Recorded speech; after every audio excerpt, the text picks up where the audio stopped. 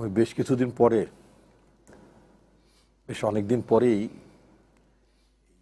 TV চ্যানেলগুলোর টকশোতে প্রথম আসলাম কারাগার থেকে মুক্তি পাওয়ার পরে। কি বলবো আর কি বলবো না, এটা বড়ই মানে সমস্যা। কারণ হচ্ছে যে কোনটা বলে আবার কোন সময় আবার কোন জামিন বাতিল হয়, আবার কারাগারে পাঠাই দেয়, তা ঠিক নেই।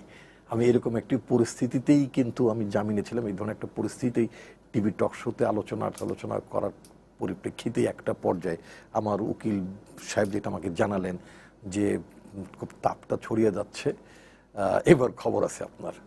তো দেখলাম যে 30 সেকেন্ডসের প্রোনাউন্সমেন্টেই আমাকে বলা হচ্ছে যে ওনাকে কাস্টডিতে পাঠানো হোক। তো হওয়ার এখন রাজনীতি করি, কাস্টডিতে যাওয়ার কোনো চিন্তা করি না। কাস্টডিতে যেতে হবে, ঠিক আছে, এটা যুগে যুগে বিভিন্ন সময় নেতৃবৃন্দ যান। আমার দলের চেয়ারপারসন বেগম খালেদা জিয়া গ্রেপ্তার হওয়ার পরে, আটক হওয়ার পরে উনি ওনার যে আজকে 1 বছরের ওপর যে কারাবাস চলছেন, তাতে আমাদের, আমি সহ আমার দলের বিভিন্ন পর্যায়ের নেতা কর্মীদের 10 লক্ষাধিক কারা দিবস কিন্তু আমরা পার করেছি সারা দেশে। এমনি একটি প্রেক্ষাপটে অনেকদিন পরে আপনার অনুষ্ঠানে আসলাম।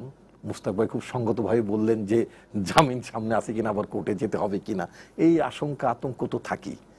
তো তারপরও তো কথা বলতে হবে, কথা বলে যদি কোনো লাভ নেই, কথার কথা অনেক বলেছি, অনেক কিছু হয়েছে, অনেক দাবি করেছি, শেষ তো ঘুরে ফিরে তো ওই কি বলে মানে কিছু না হওয়ার, স্টেট অফ কিছু না হয়, এই অবস্থার মধ্যে তো আছি আমরা। তো যাই হোক, আপনি যে প্রশ্নটি বললেন যে মিস্টার মুকাব্বির নামটা শুরু হওয়ার আগে আমার খুব, আমি আফজাল, আমাদের খুব ছোট ভাই তুল্য, আমি হাসছিলাম। আমরা ইউনিভার্সিটিতে একটা জোক শুনেছিলাম, নোয়াখালীর আমাদের এক সহকর্মী আরেকজনকে দুষ্টামি করে ডাকে এরিও মুকাব্বির। মানে এরিও মুকাব্বির বলতে কি বোঝাতে আমি বুঝতাম না, মনে হয় এই মুকাব্বির এরকম, তাই না? ক্যাম্পাসে খুব আলোচিত শুধু এরিও মুকাব্বির। এখন এরিও মুকাব্বির যে কাজটা করলেন, এটা বাংলাদেশের রাজনীতিতে সংসদে যোগ দেয় না যোগ দেওয়ার ইতিহাসে একটা নতুন ঘটনা ঘটেছে। উনি নিজেও, আমি অনলাইনে দেখছিলাম, নিজেও বলছেন খুব অরুচিকর মন্তব্য নাকি ওনার বেলায় করা হয়েছে। কি উনি প্যাড চুরি করে যোগদানের মানে সংসদে শপথ নেওয়ার জন্য উনি আগ্রহ প্রকাশ করেছেন। এই ব্যাপারে ওনার পার্টির গণফোরামের নির্বাহী সভাপতি অ্যাডভোকেট সুব্রত চৌধুরী, ওনাদের পার্টির সাধারণ সম্পাদক সহ ওনাদের পার্টির another presidium member advocate Zaglul Haider Afrik, ওনারা এইরকম অভিযোগ ওনার বিরুদ্ধে করেছেন। পার্টির প্যাড ব্যবহার করার সঙ্গত অধিকার সাধারণত একেবারেই আপনার অ্যাসাইন্ড লিডারশিপেরই থাকে। আমি একটা পার্টি করি, বাট আমি যখন তখন I cannot use my party pad, তাই না? এটা পার্টির সেক্রেটারি জেনারেল, পার্টির চেয়ারপারসন, পার্টির স্পোকসম্যান, মানে একটা অ্যাসাইনমেন্টই পার্টির প্যাড ব্যবহার করে একটা সিদ্ধান্ত জানাতে পারেন। However it is their internal party matter. এবং ওনারা এই বিষয়ে ব্যাখ্যাও দিয়েছেন।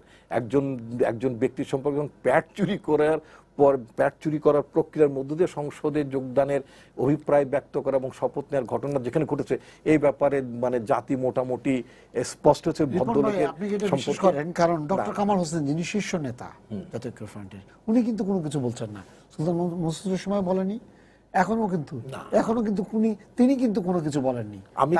আমি কিন্তু ব্যক্তি হিসেবে বলতে চাই, যেটা মুস্তাক ভাই বলছেন শীর্ষ নেতা, না শীর্ষ নেতা বা কে সেটা বা কে ছোট নেতা, উনি কিন্তু ওনার নাম রেফারেন্স ব্যবহার করেছেন। এখন আমরা এখন ন্যাশনাল ডক্টর কামাল হোসেন সাহেবের মানে প্রতিক্রিয়া বা তার মন্তব্য নিশ্চয়ই মানে জানাবেন। এবং ডক্টর কামাল হোসেনের সভাপতিত্ব ঐক্যফ্রন্টের মিটিংগুলোতে আমি কারাগারে যাওয়ার আগে নির্বাচনের পরপরই যেটা শুনেছি, পত্রিকা দেখেছি, সেটা হচ্ছে যে আপনার কি বলে যে ওনাদের ঐক্যফ্রন্টের নীতিগত সিদ্ধান্ত হচ্ছে সংসদে না যাওয়ার, এবং এটাকে চেঞ্জ করে সুলতান মনসুর সাহেব আমাদের একসময় আমাদের ছাত্র রাজনীতির এইটিজে আমাদের বন্ধু, আমাদের সহকর্মী, তিনি কি বলে আপনার ফ্রন্টের ডিসিশন ভায়োলেট করে তিনি যোগদান করেছেন। তার যোগদানের বিষয়টা আরো মানে অভূতপূর্ব।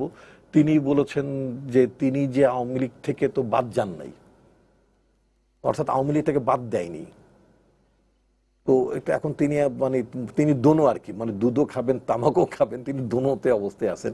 আফ্রিক সাহেব অবশ্য মানে একটা দল করেন, দলের পরিচয় দিয়ে গেছেন, তখন তিনি বলছেন উনি পার্টির সিদ্ধান্তের বাইরে যাবেন না। এর আগের বার বলেছিলেন যখন ওনাকে, সরি আপনার কি বলে মোকাব্বির সাহেব। তো পরবর্তীতে আমি কারাগার থেকে বেরিয়ে আসার পরে দেখলাম যে পত্রপত্রিকা আছে যে মোকাব্বিরও মানে যেতে পারেন।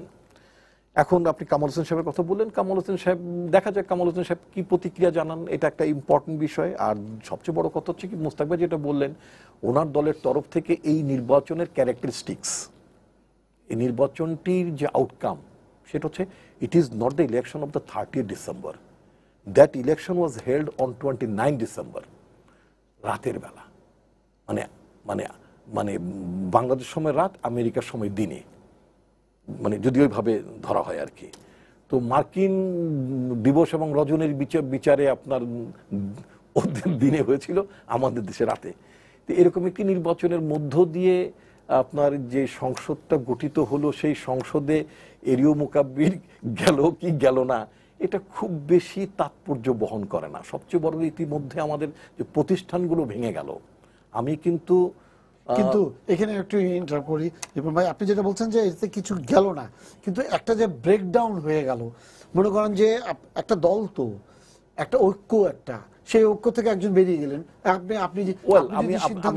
আমি একটা কথা বলতে চাই, সেটা হচ্ছে যে ওখানে আমাদের প্রার্থী যিনি ছিলেন সিলেটে, মিস্টার মোকাব্বির, যেখান থেকে ফাইনাল ইলেকশন করেছেন, উনি নিজেই স্টেটমেন্টে বলেছেন, মানে ওনার বক্তব্যে বলেছেন, আমি যেটা অনলাইনে যেটা দেখলাম, প্রথম আলো পড়েছি, যুগান্তরও পড়েছি, মানে ওদের মানে অনলাইন ভার্সনটা যেটা দেখেছি, সেখানে তিনি উল্লেখ করেছেন যে ওখানে প্রাইমারিলি নির্বাচনের নমিনেশন দেওয়া ছিল আমাদের যে নিখোঁজ নেতা ইলিয়াস আলী, তার স্ত্রীকে। ইলিয়াস আলী মানে তার চাকরিগত জটিলতার কারণে ফাইনালি তার নমিনেশনটা ভ্যালিড হননি, এবং মোকাব্বির সাহেব তিনি একটা মনোনয়নপত্র দাখিল করলেও তিনি যে মনোনয়ন পাবেন না এটা জেনে শুনে তিনি কিন্তু বাংলাদেশ ত্যাগ করে লন্ডনে চলে গিয়েছিলেন, এবং লন্ডনে চলে যাওয়ার কারণে he had no opportunity to withdraw his nomination paper. এবং তারপরে যখন দেখলো যে আমাদের ইলিয়াস আলীর পত্নীর নির্বাচন যখন মানে মনোনয়ন যখন বাতিল হয়ে গেল, তখন তিনি দেখলেন যে তার কপাল খুলে গেছে, কারণ ওখানে আর মানে বিরোধী দলের কোনো প্রার্থী ছিল না। অতঃপর উনি আবার লন্ডন থেকে আগমন করে উনি সূর্যের দিকে মুখ তাকালেন, মানে উদীয়মান সূর্যের দিকে মুখ তাকালেন আর কি, তাকে উনি প্রার্থী হলেন এবং উনি নির্বাচনে জয়লাভ করলেন। উনি একটা স্টেটমেন্ট করেছেন, আর একটা যে স্টেটমেন্টটা আমার খুব নজরে আকৃষ্ট হয়েছে, উনি বলেছেন বঙ্গবন্ধুর স্বপ্ন, তার ভাষায়, বঙ্গবন্ধুর স্বপ্ন বাস্তবায়ন করার জন্য, বঙ্গবন্ধুর স্বপ্ন বাস্তবায়ন করার জন্য জনগণ তাকে ভোট দিয়েছে, এবং সেই স্বপ্ন বাস্তবায়ন করার জন্য উনি পার্লামেন্টে গেলেন। এখন কত হচ্ছে, ওখানে আওয়ামী লীগের প্রার্থী ছিল, নৌকা মার্কার প্রার্থী ছিল, সেখানে মহাজোট বাজার বলে মানে সরকার দলীয় জোটের প্রার্থী ছিল। তো বঙ্গবন্ধুর আদর্শ বাস্তবায়ন করার কথা নৌকা মার্কার প্রার্থীর, তো জনগণ বঙ্গবন্ধুর আদর্শ বাস্তবায়ন করার জন্য নৌকা মার্কায় আস্থা রাখিনি, আস্থা রাখলো এরিও মোকাব্বিরের উদিত সূর্যে। এই জাতীয় লোকেরা বাংলাদেশে একটা ইউনিয়ন পরিষদে নির্বাচন একটা মেম্বার পদে জীবনে জিতেছে, তার কোনো রেকর্ড নাই। এখন আপনি বলবেন যে উনি চলে গেছেন বলে কথা বলছেন না, ঐক্যের স্বার্থে আমরা অনেককেই জাতীয় লোক, অনেককেই আমাদের বা আওয়ামী লীগের অনেককেই মনোনয়ন দিতে হয়, বড় দল হিসেবে অ্যাকোমোডেট করার জন্য, অ্যালায়েন্সের জন্য দিতে হয়। তো আমরা মানে অ্যাকর্ডিংলি মানে মোকাব্বির সাহেব মনোনয়ন পেয়েছেন, এবং তিনি যে কার্যত বিএনপির ভোটেই জিতেছেন, এবং ওনার ভাষা, ওনার দাবি অনুযায়ী অন্য কোনো স্বপ্ন বাস্তবায়নের জন্য ওই এলাকার লোকেরা মানে মোকাব্বিরকে জয়যুক্ত করে নাই। মোকাব্বির সাহেবকে জয়যুক্ত করেছিলেন ওই এলাকার লোকেরা, সেটা হচ্ছে, বা তারা ভোটদান করেছিলেন, সেটা হচ্ছে এই দেশে একটা গণতান্ত্রিক আবহ সৃষ্টি করার জন্য, একটা পরিবর্তনের জন্য। কিন্তু যেটা মোকাব্বির সাহেব টোটালি তার ভোটারদের আকাঙ্ক্ষা চেতনার বাইরে কথা বলেছেন। না, এখানে আরেকটা জিনিস আমি জানতে চাই, আপনার কি মনে হয় না যে এতে আপনাদের ক্ষতি হয়েছে? আপনাকে যদি বলা দলের কোনো ক্ষতি হয়েছে? আমি আপনাকে এক নম্বর হচ্ছে যে মানে এরিও মোকাব্বির আমাদের দলের কেউ নন, অতএব দলের দলের কোনো ক্ষতি, আমি বললাম দলের কোনো ক্ষতি না, সে দলের কোনো ক্ষতি হয়নি। ঐক্যফ্রন্টগত ভাবে যেটা একটা ভাবমূর্তির তো একটা কি বলে মানে ক্ষতি তো বটেই। ভাবমূর্তি, মানুষের তো একটা শুধুই মাত্র তো জয় পরাজয় ব্যাপার না, মানুষের তো সম্মান, মর্যাদা, ভাবমূর্তি, তাই না, পারসেপশন, এগুলোর তো সামাজিক একটা অবস্থান, ভ্যালু তো থাকে, এগুলো থেকে অস্বীকার করা যাবে না। You cannot ignore the social perception, তাই না? ইয়া আফজাল ভাই, এই মোকাব্বির খানের শপথটা কি আপনি কি হিসাবে দেখছেন? উনি বললেন যে না আমাদের তেমন একটা ক্ষতি হয়নি বা এরকম জিনিস, কোনো লোক এরকম হয়ে গেছে। যাই হোক, এই ইয়াটাকে আপনি কিভাবে দেখেন? কত প্রশ্ন সব যুগে যুগে ছিল। না, আমি রিপন ভাইয়ের কথা শুনছিলাম, তো মুকাব্বির সাহেব একজন জনগণের ভোটে নির্বাচিত সংসদ সদস্য। আমরা যতই তাকে তামাশা করে হাস্য রসে কথা বলি না কেন, কিন্তু তিনি মানুষের ভোটে নির্বাচিত, জনগণের ভোটে নির্বাচিত সংসদ সদস্য, এবং সংসদ সদস্য হিসাবে তার অধিকার আছে, ওই এলাকার মানুষের প্রতি তার দায়বদ্ধতা আছে, এবং সেই দায়বদ্ধতার কারণে তাকে শপথ নিতে হয়েছে। এবং তিনি তার দলের, যেটা আমরা অফিসিয়ালি তিনি যেটা বলেছেন যে তার দলের সিদ্ধান্ত অনুযায়ী তিনি শপথটা নিয়েছেন। এবং এটা তো আসলে কে কি বলল না বলল, সেই দলের যিনি প্রধান, সেই জোটের যিনি প্রধান, তিনি কিন্তু এ ব্যাপারে কোনো রাগঢাক কথাবার্তা বলছেন, আপনি যেটা বলছিলেন। তবে আমার কিন্তু ওই গল্পটা, যেটা ছোটোর সময় আমরা শুনতাম যে হারাধনের 7টি ছেলে তারপর এক এক করে কিভাবে গেল, তো সেই রকম আজকেও বিএনপি অথবা ঐক্যফ্রন্টের 8টি সংসদ সদস্য, তার মধ্যে 2টি শপথ করেছে এবং তারপরে বাকি রইল 6।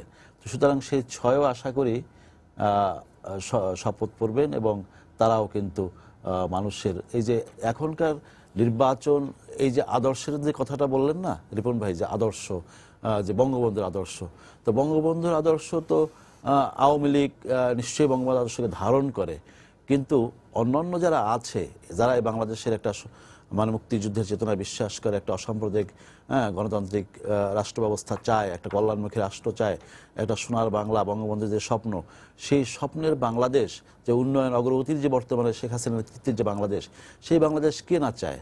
সুতরাং আজকে যারা এই যে বাংলাদেশটাকে নিয়ে এগিয়ে যেতে চায়, বাংলাদেশের উন্নয়ন ধারাবাহিকতা অক্ষুণ্ণ রাখতে চায়, তারা তো আমি মনে করি সকলেই বঙ্গবন্ধুর সে আদর্শকে ধারণ করে। সুতরাং বঙ্গবন্ধুর আদর্শ আমি মনে করি যে একা আওয়ামী লীগ না, এটা মুক্ত চিন্তা অথবা যারা স্বাধীনতার চেতনায় বিশ্বাস করে, যারা এই ভূখণ্ডের মনে করে যে এই দেশটা 30 লক্ষ শহীদের রক্তের বিনিময়ে স্বাধীন হয়েছে, 2 লক্ষ মা বোনের সম্ভ্রমের বিনিময়ে আমরা একটা জাতীয় পতাকা পেয়েছি, আমাদের জাতীয় সঙ্গীত আমার সোনার বাংলা আমি তোমায় ভালোবাসি, এগুলো পেয়েছি।